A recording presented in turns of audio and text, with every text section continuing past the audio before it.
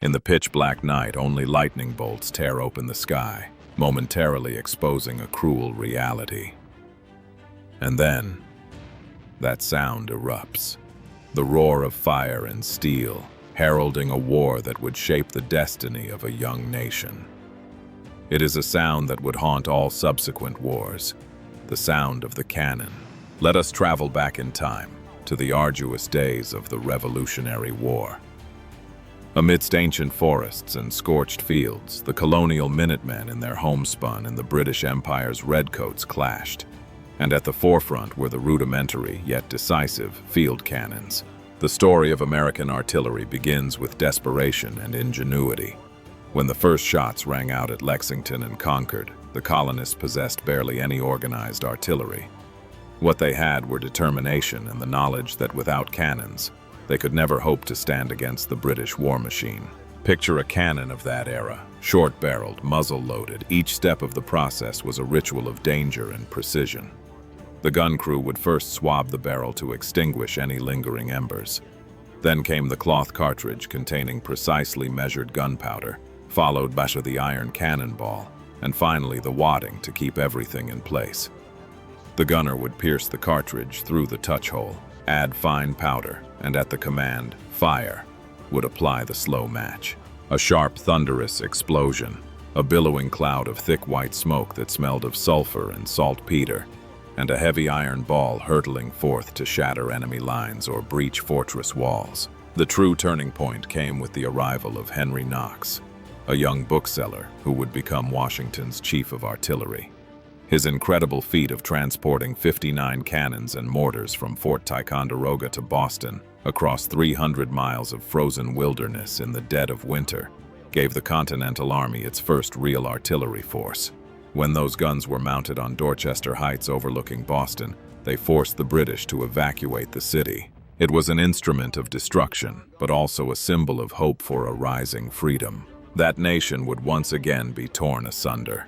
The American Civil War erupted, and artillery once again proved its pivotal role.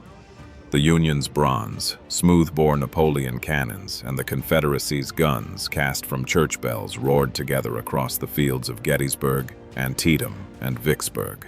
Artillery in the Civil War saw significant technological advances. The introduction of rifled barrels gave cannons greater range and accuracy, while new types of ammunition like case shot and canister turned artillery into weapons of mass destruction at close range.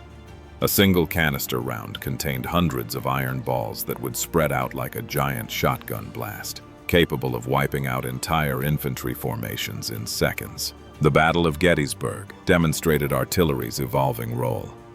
On the third day, as Pickett's division began its famous charge, Union artillerymen waited patiently. They switched from explosive shells to double canister as the Confederate troops approached. The effect was devastating. Entire regiments were cut down in minutes.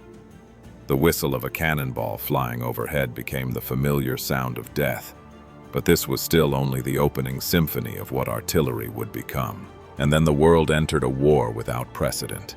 World War I, the Great War, a conflict of industry and destruction, where artillery was crowned the king of the battlefield. The transformation in artillery between 1865 and 1914 was revolutionary. Hydraulic recoil mechanisms meant guns no longer needed to be re-aimed after each shot. Quick-firing mechanisms increased the rate of fire exponentially, but nothing could prepare the world for the scale of artillery deployment that would characterize the Western Front. The cannons were now larger, more powerful, and more brutal than ever. They were no longer small, isolated batteries, but entire artillery groups with hundreds of barrels, capable of raining fire upon the enemy for days, even weeks on end.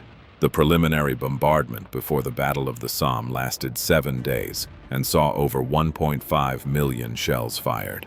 Yet many were duds, and the barrages often failed to cut the German wire as promised, leading to catastrophic infantry losses. In the subterranean world of the trenches, the infantry lived in mud, rats, and constant terror. They developed a keen ear for artillery sounds, the distant boom of their own guns, the rising shriek of incoming shells, and the terrifying silence that meant a direct hit was imminent. Soldiers suffered from shell shock, a psychological condition born from the constant, earth-shattering concussions. The logistical challenges were monumental. Moving these steel giants on the French front was an ordeal that required entire support armies. Narrow-gauge railways were built to bring shells forward. Draft horses were pulled to exhaustion, often dying in the mud.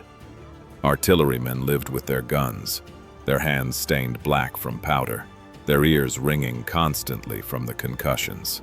But it was this very artillery fire that paved the way for attacks when properly coordinated. The development of the creeping barrage was a masterpiece of timing and precision, a moving wall of explosions that advanced just ahead of the infantry, forcing the enemy to keep their heads down until the attackers were upon them. In the Great Meuse-Argonne offensive, American gunners perfected this technique, though sometimes with tragic results when the barrage moved too fast or fell short. By 1918, the destructive power of artillery reached its peak. The German Paris gun could fire a 234-pound shell over 80 miles, reaching the stratosphere. The psychological impact was as significant as the physical damage.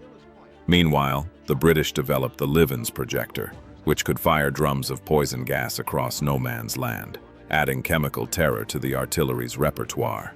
The consequences of this artillery war were horrifying. Entire forests were transformed into lunar landscapes, pockmarked with deep craters. Towns and villages were flattened, reduced to piles of rubble and crumbling walls.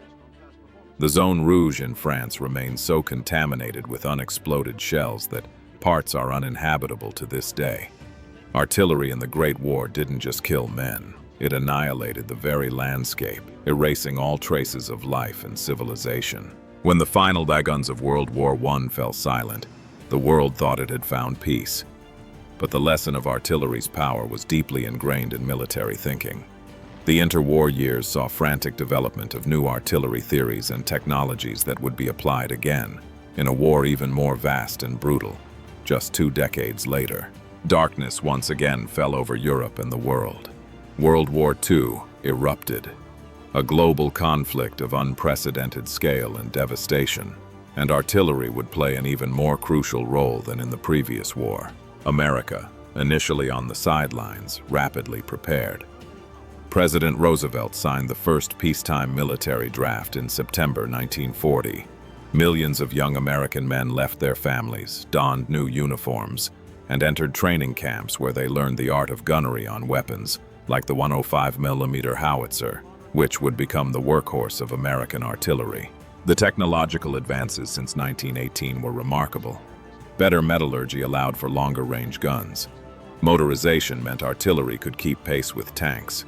The development of proximity fuses meant shells could explode at optimal height above ground, increasing their lethality against infantry. But most importantly, fire direction centers could now coordinate the fire of multiple batteries, even multiple battalions, to concentrate overwhelming force on a single target. But that preparation was shattered by a surprise attack. Pearl Harbor, the dawn of a fateful Sunday, was consumed by bombs and fire.